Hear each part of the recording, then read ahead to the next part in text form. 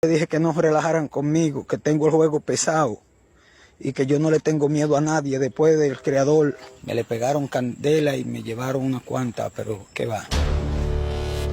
Visto por su comunidad como un hombre agradable y dedicado a su trabajo, sin antecedentes policiales, era alguien de quien nadie hubiese imaginado que en su humilde taller de ebanistería se desencadenaría un violento enfrentamiento que amenazaría su vida. Ante la mirada de muchos de sus vecinos, quienes vivieron el terror durante horas. Pues si bien todos conocían el motivo que pudo haber motivado las acciones de Román Daniel Guerrero aquel día, tras este haber sido víctima de múltiples robos en los que incluso perdió máquinas de gran valor, sin que la policía actuara a su favor, ni siquiera sus familiares pronosticaron que éste pudiera tomar la justicia por sus propias manos, especialmente conociendo su perfil cristiano. De hecho, prepárate porque el Señor no dará por inocente al culpable. Era un mensaje que se podía leer en la pared de la entrada de su taller. Sin embargo, él sí habría advertido sobre su temeraria acción, comentando entre sus vecinos que de seguir sufriendo robos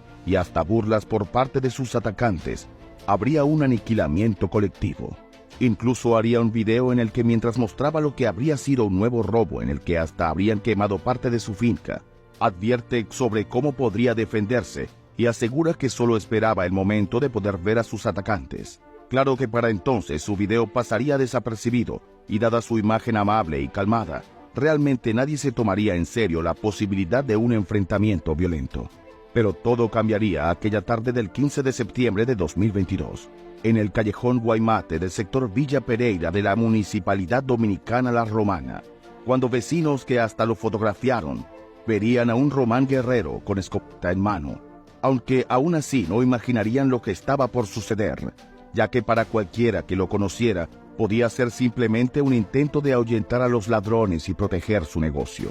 No obstante, a tan solo minutos de ser visto, se escucharían los primeros impactos, los cuales alcanzarían a Fernando Joemi de Mota, con quien presuntamente este tenía problemas personales y quien caería abatido a 3 casas del taller de Daniel, como lo llaman comúnmente. Acto seguido, las siguientes víctimas serían Aneuri Caraballo y Gamaliel Mota García, ambos identificados como conductores de motocicletas de alquiler, pero quienes ya habían robado el taller. Dicho esto, todos rondaban los 26 años, pero este último, según su madre, incluso habría sido amigo del ebanista, y solo se había acercado al lugar de los hechos con los brazos abiertos, pidiéndole a Daniel que no continuara disparando, pero logrando el efecto contrario, fue impactado en la cabeza. Mientras tanto, los vecinos comenzarían a llamar a la policía, pero pasaría casi 1 hora hasta que hizo acto de presencia el teniente Manuel Moisés Hernández, pero para sorpresa de todos, Daniel lograría quitarle su arma y con esta misma lo impactaría en la cara.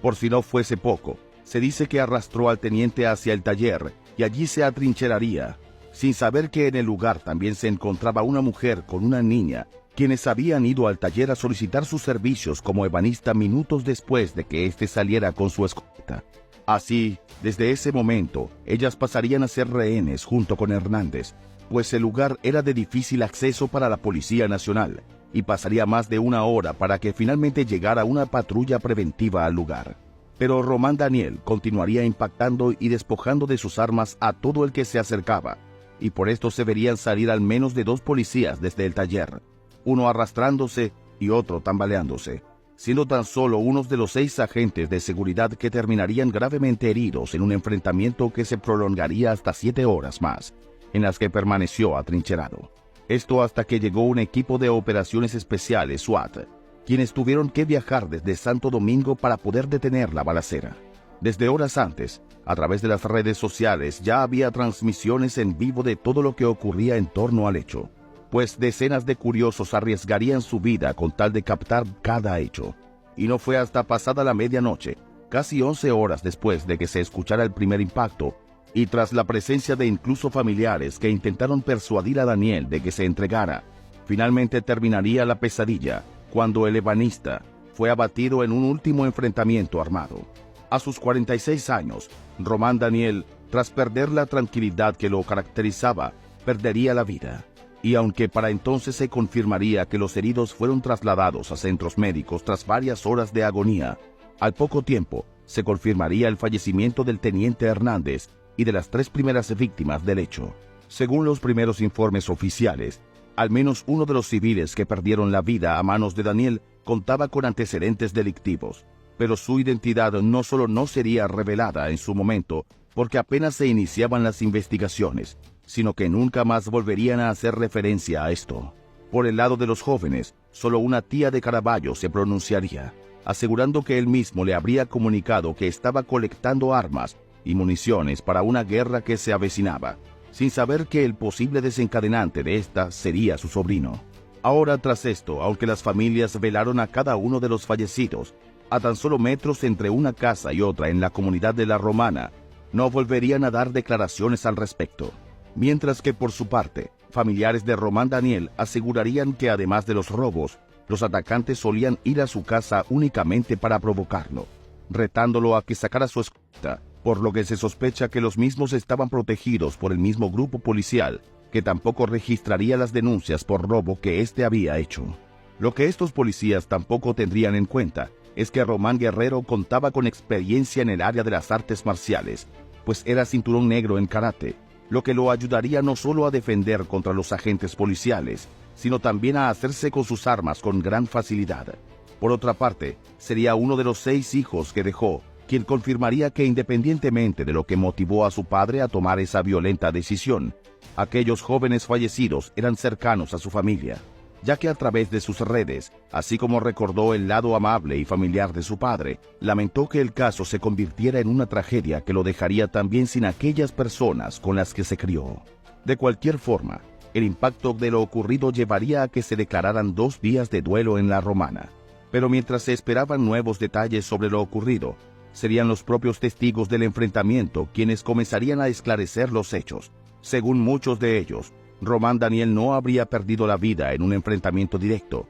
sino que tras largas horas de negociación con la policía, aceptó entregarse. Mas ante la mirada de algunos vecinos, al poner un pie fuera de su taller, sería impactado múltiples veces por varios agentes. A su vez, otros aseguraban que en realidad toda la tragedia sería producto del mal estado mental en el que se encontraba Daniel, ya que a raíz de trastornos que llevaba años sufriendo, iniciaría la balacera porque sentía que lo perseguían delincuentes, pero que realmente esto nunca fue así, y por este motivo sus víctimas serían personas tan allegadas a su propia familia. Declaraciones que por parte de la familia fueron rechazadas, y que contrario a revelar una triste realidad, son vistas como un intento por manchar la reputación que tenía Román Daniel antes del suceso y ocultar no solo el historial de quienes fueron los principales agresores del caso, sino también la corrupción policial, y cómo esta fue la culpable de todo lo ocurrido. Entretanto, la policía, aún sin dar detalles sobre los motivos que desencadenaron tal escena y el papel que las víctimas jugarían previamente en el caso, aseguraron haber encontrado, además de una escopeta, una pistola y hasta una en el hogar de Guerrero. Algo que, aunque explicaría las casi 7 horas que pudo mantenerse atrincherado en su taller, también levanta sospechas a raíz de que nunca existieron fotos de este arsenal, pese a que se tomaron fotografías de todo el lugar de los hechos.